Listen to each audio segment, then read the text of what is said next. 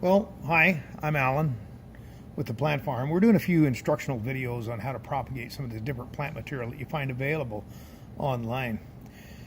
And this particular one, this is our Tahitian Bridal Veil. And there's a long story in our own personal history about this plant. We're not going to go into that. But really, truly, our whole motivation from moving from just a commercial grower into retail sales of houseplants hinged around this particular plant, which is interesting.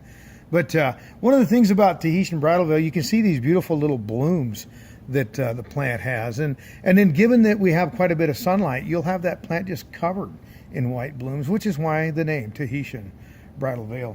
Now I've taken the liberty of taking the cuttings and already inserting them into some of our rooting powder. And so I've got here about 6 small cuttings here. They're all tip cuttings. And I'm just going to push them down into already wetted soil.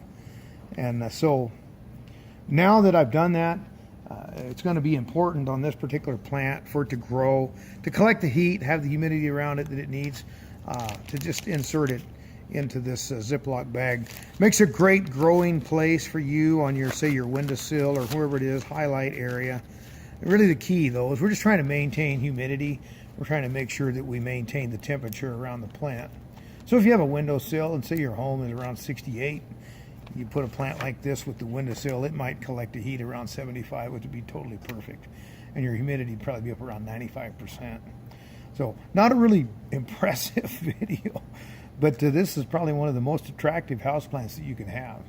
So I'm Alan with the Plant Farm, and I hope you enjoy your experiences growing plants. If you like the video, if you like these kind of instructional things, just subscribe. There at the bottom.